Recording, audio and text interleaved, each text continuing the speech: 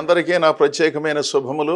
మీరు మీ కుటుంబాలు అందరూ క్షేమంగా ఉన్నారని నేను భావిస్తున్నాను. దేవుని చల్లని దయలో మన జీవితాలు ఈ విధంగా కొనసాగుతున్నాయి. అనుకున్నవన్నీ జరగటం లేదు, అనుకోని కొన్ని సంఘటనలు జరుగుతున్నాయి.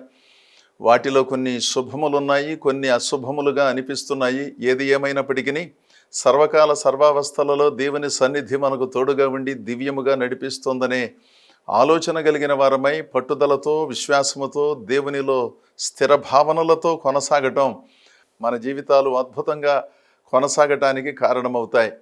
ఈరోజు మనందరికీ తెలిసిన ఓ సంగతిని మీతో ప్రస్తావించాలని నేను భావిస్తున్నాను. నేను చెప్పే ఈ సంగతులు నాకును వర్తిస్తాయని, మీలో ఒకటిగా ఈ సంగతులను ఎప్పుడూ గుర్తుపెట్టుకున్నవాడనై మీతో నేను మాట్లాడుతున్నాను. కొన్నిసార్లు విశ్లేషించి సంగతులు చెప్పినప్పుడు అవి ఒక రకంగా మీకు ధ్వనించినప్పటికీ ఆ విశ్లేషణలో నేను కూడా భాగమై ఉన్నానని, ఆ మాటలన్నీ కూడా మనందరం పరిశీలించుకోవలసిన అవసరత ఉన్నదనేది నా భావన. కొన్ని సందర్భాలలో కొంతమంది చేసేటటువంటి సంగతులను స్పృశించినప్పుడు యోగ్యులు, సమర్థులు, దేవుని నమ్మకంగా సేవించే వారికి ఆ మాటలు వర్తించవనే సంగతి మీకు తెలుసు కదా. కనుక ఈ సంగతులన్నిటినీ చక్కగా అర్థం చేసుకుంటూ దేవునిలో మనందరం కొనసాగటమే ప్రధానం. ఈరోజు ప్రభువైన యేసుక్రీస్తు ఈ లోకములో జీవించినప్పుడు తాను జరిగించిన అద్భుతాలు కానీ, చెప్పిన బోధలు కానీ ఎంతోమంది జీవితాలను గొప్పగా నడిపించాయి. దేవదేవుడు మనము అర్థం చేసుకునే స్థితిలోనికి వచ్చిన విధం గొప్పది కదా. అంటే తనను తాను సవరించుకొని దేవుడుగా ఈ భూలోకములో ఉద్భవిస్తే ఆ తేజో మహిమను చూచి తట్టుకోలేమని తన మహిమను తగ్గించుకొని తనను తాను రిక్తునిగా చేసుకుని సామాన్యమైన మనిషిగా, పవిత్రమైన మనిషిగా, దేవుని గుణలక్షణములను 100% కలిగిన వాడుగా లోకములో ఉద్భవించటం అద్భుతమైన సంగతి కదూ. అంటే దేవుడు అంతటి వాడు తనను తాను తగ్గించుకుని ఈ విధంగా మనకు అందుబాటులోకి వచ్చినప్పుడు దేవుని సేవ పేరుతో, భక్తి పేరుతో, ఆశీర్వాదాల పేరుతో ప్రజలకు దూరమయ్యే పరిస్థితులను కల్పించుకోకుండాను వీలును బట్టి ప్రజలకు అందుబాటులో ఉంటూ దేవుని సేవలను జరిగించే పద్ధతులనే మనందరము అనుసరించాలి. ఏదైనా ఒత్తిడి పరిస్థితులు ఉన్నప్పుడు, విస్తృతమైన ప్రయాణాలు చేస్తూ ఉన్నప్పుడు అన్నిసార్లు నాకైనా సాధ్యం కాదు, మీకైనా సాధ్యం కాదు, కానీ నేను సామాన్య ప్రజలను కలవను, ఎవరి దగ్గరికి వెళ్ళను, ఎవరైనా నా దగ్గరికి రావాలి, వచ్చినప్పటికీ నేను ఎక్కువసేపు కేటాయించలేను అనే అనవసరమైన భావనలు అన్నిసార్లు కలిగి ఉండనక్కర్లేదు. నేను ఇంతకుముందు చెప్పాను, సేవలో ఒత్తిడి వలన విశ్రాంతి లేనప్పుడు దైవ సేవకులకు కూడా విశ్రాంతి అవసరము. వారు సిద్ధపడాలి, ప్రార్థన చేసుకోవాలి. ఆ సమయంలో అందరికీ అందుబాటులో ఉండే అవకాశం మీకు లేదు, నాకు లేదు. కానీ 365 రోజులు అదే మాటను చెప్పుకోలేం కదా. పరిశీలిస్తే కొన్ని సంగతులు అర్థం అవుతాయి. యేసుక్రీస్తు అంతటి వాడు మనము వినియోగించుకున్న 24 గంటలనే వినియోగించుకున్నాడు. ఈ రోజుల్లో మనకు కాస్త వాహనాలు ఉన్నాయి, గాలిలో ఎగిరే వాహనాల ద్వారా మనం అటు ఇటు తిరిగి వస్తున్నాం, అంటే కాస్త వేగంగా వెళుతున్నాము.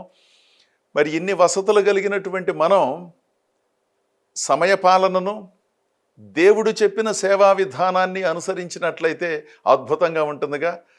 మనకున్న సమయాన్నే యేసు ప్రభు వినియోగించుకున్నాడు. మనకంటే గొప్ప సేవ చేశాడు, మనకంటే గొప్ప బోధలు చేశాడు, మనకంటే గొప్ప ప్రార్థన చేశాడు. కేవలము 3.5 సంవత్సరాలు మాత్రమే యేసుక్రీస్తు సేవ చేశాడు కదా. 30 సంవత్సరాలు చేసినా, 40 సంవత్సరాలు చేసినా, 50 సంవత్సరాలు, 60 సంవత్సరాలు చేసినా ఒకవేళ బ్రతికుండి గొప్ప సేవే, కానీ అంత గొప్ప సేవ మనం చేయలేకపోతున్నాం కదా. కారణం ఏమిటో ఎప్పుడైనా ఆలోచన చేశారా? దేవుని చిత్తములో ఉండి సేవ చేస్తే యేసు ప్రభు సేవ చేసినట్లుగా ఉంటుంది. అనవసరమైన వాటిని నెత్తిన వేసుకోవటం, దేవుడు చెప్పని వాటిని చెప్పాడని భ్రమలో ఉండటం, దేవుడు చెప్పిన కొన్నింటిని పట్టించుకోకపోవటం, అసలు దేవుడు నాతో చెప్పలేదని చెప్పిన వాటినేమో పక్కన పెట్టడం, చెప్పని వాటినేమో వాళ్ళను వీళ్ళను చూచి దేవుడు నాతో చెప్పాడు అని భావించటం, ఇతరుల నోళ్ళు మోయించటం. ఎందుకంటే దేవుడు చెప్పాడంటే మనమేం మాట్లాడతాం? దేవుడు నాతో చెప్పాడండి అని నేను చెప్పటం మొదలుపెట్టాను అనుకోండి, మీరేం చేస్తారు? ఏమోలేండి, ఆయనకి చెప్పినట్లున్నాడు అని అంగీకరించడం తప్ప వేరే దారి లేదు కదా. కేవలము 3.5 సంవత్సరాలలో అంత అద్భుతమైన సేవలు జరిగించడానికి గల కారణం ఏమిటి? ఆలోచించండి ఒకసారి. మనలాగా వస్తువులు లేవు, వాహనాలు లేవు, టీవీ కార్యక్రమాలు లేవు, రేడియోలు లేవు, ప్రస్తుతమున్న ఆధునిక సాంకేతిక పరిజ్ఞానము లేదు, పెద్ద పెద్ద వేదికలు లేవు, ప్రజలందరికీ వినపడేటట్లుగా మనం వాడే దూరశ్రవణ యంత్రాలు లేవు, ఏ విధమైనటువంటి ఆకర్షణ లేదు. ఎలా అంత గొప్ప సేవ జరిగింది? కేవలము 3.5 సంవత్సరాలలో భూమిని తలకిందులు చేసే 12 మంది శిష్యులను, ఆ తర్వాత వారిని అనుసరించే కొంతమంది విశ్వాసులకు బాధ్యతను అప్పగించి ప్రభువు తిరిగి పరలోకానికి వెళ్ళాడు కదా. ఆలోచించండి ఒకసారి. దేవుని చిత్తములో ఉండి సేవలు జరిగిస్తేనండి అనవసరమైనటువంటి ఆరాటాలు, పోరాటాలు ఉండవు. దేవుని చిత్తమునకు విరోధంగా బ్రతుకుతూ నేను దేవుని సేవ చేస్తున్నాను, భక్తి చేస్తున్నాను అనుకునే వాళ్ళకే అనవసరమైన ఆరాటం, పోరాటం, విచిత్రమైన ప్రాకులాటలు ఉంటాయి. నేనైనా మీరైనా ఎవరైనప్పటికీ దేవుడు అనుగ్రహించిన సమయాన్ని, దేవుడు అనుగ్రహించిన జీవితాన్ని, దేవుడు అనుగ్రహించిన ఆర్థిక వనరులను సక్రమంగా వినియోగించుకుంటూ అనవసరమైన వాటి చుట్టూ తిరగకుండాను అవసరమైన దేవుని సంగతులను అర్థవంతమైన పద్ధతిలోనే ప్రజలకు అందించడం ప్రధాన అంశం. ఈ సందర్భంలో యేసు ద్వారా జరిగిన ఓ అద్భుతాన్ని నేను మీకు జ్ఞాపకం చేస్తాను. అది మార్కు సువార్త 5వ అధ్యాయము 26వ వచనములో ఉన్నది. తనకు కలిగినదంతయు వ్యయము చేసుకుని ఎంతమాత్రమును ప్రయోజనము లేక మరింత సంకటపడెను. ఓ స్త్రీ తన జీవితంలో ఎదుర్కొన్న తీవ్రమైన అనారోగ్య సమస్య విషయములో జరిగిన సంగతి అన్నమాట అండి. అంటే తన దగ్గరున్న సొమ్ములన్నిటినీ వ్యయం చేసుకుంది, తనకు రాకూడని వ్యాధి వచ్చింది, తన శక్తి అంతా కూడా అనారోగ్యము వలన నిర్వీర్యమైపోతుంది. ఈ పరిస్థితుల్లో ఏం చేయాలో తెలియలేదు. తనకు తెలిసినదంతా ఒకటే, వైద్యులను పట్టుకున్నది, తన దగ్గర ఉన్న సొమ్ములను వినియోగించుకుంది, వాళ్ళు చేయాల్సిన సేవలు వాళ్ళు చేశారు. కానీ ఎందుచేతనో తనకున్న రక్తస్రావం తగ్గలేదు. అలాంటప్పుడు ఏం చేయాలో తెలియక మరింత సంక్లిష్టమైన పరిస్థితుల్లోకి నెట్టివేయబడింది. ఆ మాటకు వస్తే ఈ రోజుల్లోనైనా ఏ రోజుల్లోనైనా మన దగ్గర సొమ్ములు ఉన్నప్పుడు కాస్త ఖర్చు చేసి వైద్య సలహా తీసుకుని స్వస్థతను పొందుకోవటం తప్పేమీ కాదు. కొంతమంది కొన్ని సంగతులను పూర్తిగా ఆలోచన చేయకుండా దేవుడు స్వస్థపరిచేవాడు గనుక నేను మందులు వాడను అనే భావనలో ఉంటారు. మందులు తప్పనిసరిగా వాడాలనేది నా బోధ కాదు. ఎవరి వ్యక్తిగత అభిప్రాయము వారిదే. ఆ వ్యక్తిగత అభిప్రాయము దేవుని లేఖనానికి అనుబంధంగా ఉండాలి. అలాంటి వారు అలా అనటానికి గల ఒక కారణం దేవుడు స్వస్థపరిచేవాడు కదండి, అందుకని నేను ఆ నిర్ణయం చేశాను. మంచిదే, దేవుడు స్వస్థపరిచే మాట నిజం. అది వారికి నచ్చిన ఆలోచన గనక ఆ నిర్ణయంలో ఉన్నారు. అదే సమయంలో దేవుడు మనలను పోషించేవాడు కూడాను. దేవుని ప్రజలను కంటికి రెప్పలాగా సంరక్షించేవాడు. అలాగని మన పోషణ నిమిత్తం మనం చేయవలసిన వాటిని చేయకుండా ఉంటున్నామా? ఇశ్రాయేలును కాపాడువాడు కునుకడు నిద్రపోడు గనుక మనం తీసుకోవలసిన జాగ్రత్తలు మన ఇళ్లకు తీసుకోకుండా ఉంటున్నామా? మనం తీసుకునే జాగ్రత్తలు మనం తీసుకుంటున్నాం. దేవుడు పోషించేవాడు గనుక దేవుడే నన్ను పోషించాలని కూర్చోవటం లేదు. మన వంటలు మనం వండుకుని తింటున్నాం. దేవుడు స్వస్థపరిచేవాడనే మాట ఎంతో నిజం. దేవుడు స్వస్థతను అనుగ్రహించబట్టే మనందరం ఈ విధంగా ఉన్నాం. అసలు మనకు ఎదురయ్యే అనారోగ్య పరిస్థితులకు మందులు మింగాలి అంటే సాధ్యమయ్యేటటువంటిది కాదు. మనకు తెలియకుండానే మన శరీరంలో స్వస్థత గుణమును దేవుడే ఉంచి ఈ విధంగా మనలను నడిపిస్తున్నాడు. నేను ఇంతకు ముందు చెప్పినట్లు నేను దేవుని మీద ఆధారపడ్డానండి, నేను మందులు లాంటివి వేసుకోను, అది దేవునికి నాకు ఉన్న సమర్పణ అని మీరు అనుకుంటే మీ వ్యక్తిగతం, దానిని మనం విశ్లేషించవలసిన అవసరం లేదు. కానీ కొన్ని సందర్భాలలో మన భావనలే సరి అయినవి అని అన్నిసార్లు భావించలేం కదండి. దేవుడు స్వస్థపరిచేవాడని మందులు మానేశాము, దేవుడు పోషించేవాడని భోజన పదార్థాలు వండకుండా ఉంటామా? దేవుడు మనలను కాయువాడని మన తలుపులు వేసుకోకుండా రాత్రిపూట పడుకుంటామా? దేవుడు ఇరుపక్కల తన దేవదూతలను కావలి ఉంచాడు గనక మనం ఎలా ఉన్నప్పటికీ మన ప్రాణాలు కాపాడబడతాయని మనం భావించగలమా? ఈ సంగతులను కూడా పరిశీలించాలి. అయినప్పటికీ నేను ఇదే పద్ధతిలో ఉంటానండి అంటే అది వారి వ్యక్తిగతం, వారికి దేవునికి మధ్యలో జరిగినది. ఇక్కడ ఈ స్త్రీ అనేక మంది వైద్యులను సంప్రదించిన, చాలా సొమ్ములు ఖర్చు పెట్టినప్పటికీ తన వ్యాధి నివారణ కాలేదు. ఇలాంటప్పుడు దేవుడు తప్పనిసరిగా ఆ బిడ్డను స్వస్థపరచవలసిందే, వేరే దారి లేదు. ఉదాహరణకు వైద్యులు మందులు కనిపెట్టే ఆ జ్ఞానాన్ని ఎక్కడి నుంచి పొందుకున్నారు? దేవుడే కదా వాళ్ళకి ఇచ్చింది. అంటే ఔషధాలను కనిపెట్టే ఆలోచన కూడా దేవుడు వారికి ఇచ్చిన బుర్రలో నుంచినే వచ్చాయి కదా. ఆ మాటకొస్తే కార్లు కనిపెట్టే జ్ఞానం కూడా మనిషి బుర్రలో నుంచి వచ్చిందే కదా. మరి ఆ కార్లు కొనుక్కుని మనం వినియోగించుకుంటున్నాం కదా. వస్తువులను సృష్టించే ఆలోచన కూడా ఎక్కడో ఓ మనిషికి వచ్చినందున ఆ మనుషుల ద్వారా కొన్ని వస్తువులు తయారు చేయబడుతున్నాయి, వాటిని మనం కొనుక్కుని వాడుకుంటున్నాం. అవి కూడా మానవుని మేధస్సులో నుంచి వచ్చినవే కదా. ఇళ్ళు కట్టుకోవటమైనా, వస్తువులను మనం తయారు చేసుకోవటమైనా, వాహనాలను కొనుక్కోవటమైనా, ఇంకా ఏ సంగతి ఆలోచించినప్పటికీ మనిషి తయారు చేసిన వాటినే మనం వాడుకుంటున్నాం. దేవుడు వచ్చి మనకు తయారు చేసి ఇవ్వటం లేదు కదా. ఆలోచించండి ఒకసారి.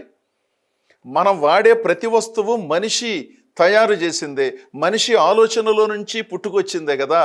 వేరే పుట్టుక ఏమీ లేదు కదా. అలా ఆలోచించటానికి సామర్థ్యాన్ని ఎవరిచ్చారు? దేవుడిచ్చాడు. అంటే మన బుర్రలో కాస్త మెదడు ఉన్నది, దాంతో ఆలోచన చేసినందున పెన్నును కనిపెట్టాడు, పుస్తకాన్ని కనిపెట్టాడు, లేకపోతే మనం కూర్చునే కుర్చీని కనిపెట్టాడు, వెలుతురు రావటానికి లైట్లను కనిపెట్టాడు, ప్రయాణించటానికి వాహనాలను కనిపెట్టాడు. అన్నీ మనిషి మేధస్సులో నుంచి వస్తేనే కనిపెట్టినవి. ఆ మేధస్సులో నుంచి వచ్చినవే ఔషధాలు కూడాను. వాటిని మనం నిరాకరించి మిగిలిన వాటిని స్వీకరించి నేను చాలా నిస్వార్థమైన భక్తి చేస్తున్నాను అని అన్నిసార్లు అనుకోనక్కర్లేదు కదా. కొన్ని కుదరని రోగాలు ఉన్నాయి, ప్రాణాంతకమైన రోగాలు ఉన్నాయి. ఎన్ని మందులు వాడినా తగ్గనప్పుడు దేవుడు తప్పనిసరిగా స్వస్థపరుస్తాడు. ఎందుకంటేనండి, మందులు వాడినా దానివల్ల ప్రయోజనం లేదు, మరింత ఇబ్బందులు నాకు ఎదురవుతున్నాయి, నేను దేవుని మీద ఆధారపడ్డాను, దేవుడు నన్ను స్వస్థపరుస్తాడు, నన్ను స్వస్థపరుచువాడు నా దేవుడు అనే భావనను కనపరచటం గొప్ప సంగతి. అలా కాకుండాను ఏకపక్షంగానే ఆలోచన చేసి ఈ మందులు సృష్టించినది మనిషి కనుక నేను వాటిని వాడను, దేవుడు నన్ను స్వస్థపరుస్తున్నాడని ఒక కోణంలోనే మనం మాట్లాడుకోలేం కదా. మరి మనుషులు సృష్టించిన వాటిని చాలా వినియోగించుకుంటున్నాం కదా. అంటే శరీరము లోపలికి వెళ్ళేవి ఔషధములు, శరీరము పైన పూయబడే లేపనాలు ఔషధాల కింద లెక్కకు రావా?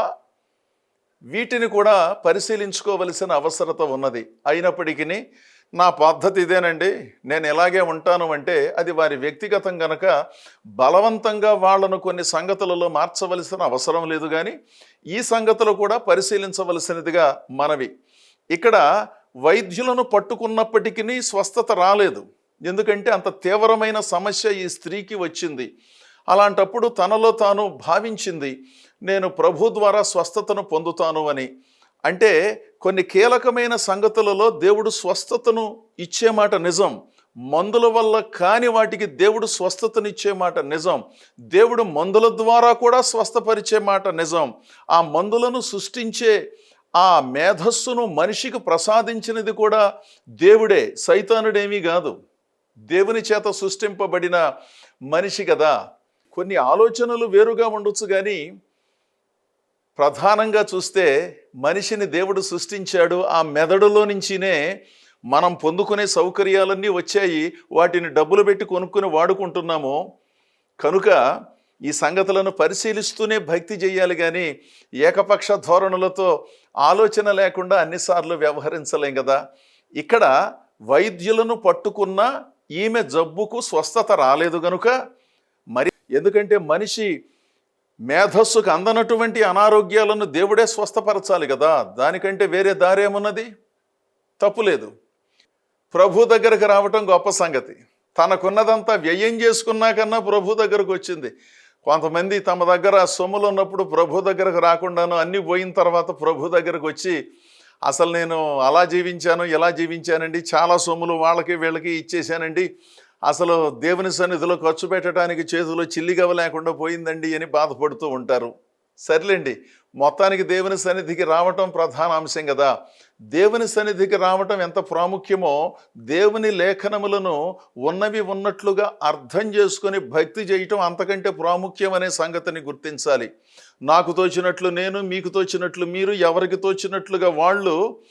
విచిత్రంగా భక్తి చేసుకుంటూ పోతూ మేం గొప్ప మేం గొప్ప మేం గొప్ప అనుకుంటూ బ్రతికేది భక్తి కాదండి.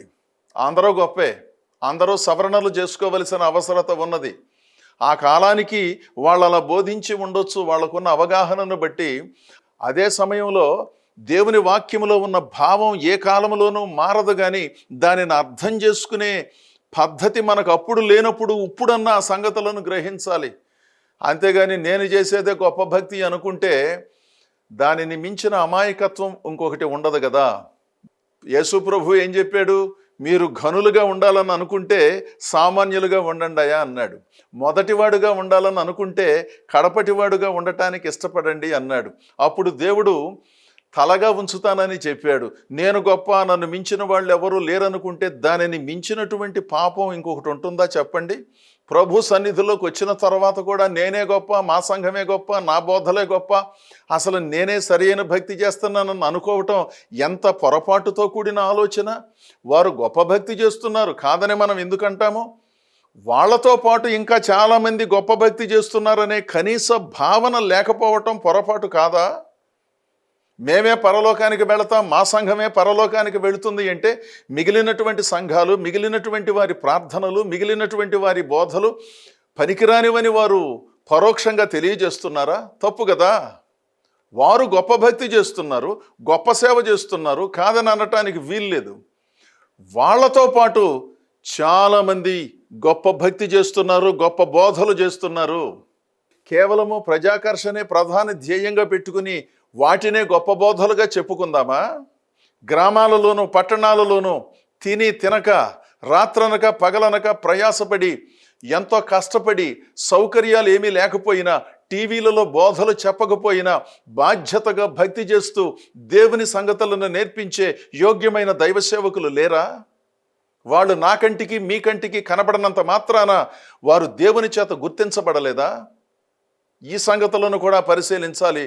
అందుకనే నేను అప్పుడప్పుడు ఆలోచించినప్పుడు చెప్పే మాట, మనకంటే యోగ్యులు, సమర్థులు, మేధావులైన దైవ సేవకులు ఈ ప్రపంచంలో చాలా చోట్ల ఉన్నారు.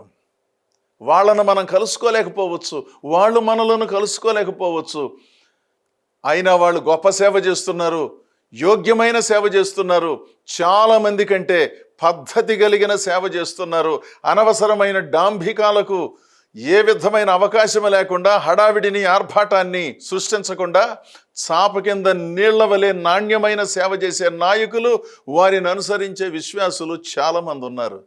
ఆ సహృదయ భావన లేనప్పుడు మనం క్రీస్తు భక్తిని చేస్తున్నామని ఏ విధంగా చెప్పగలమండి?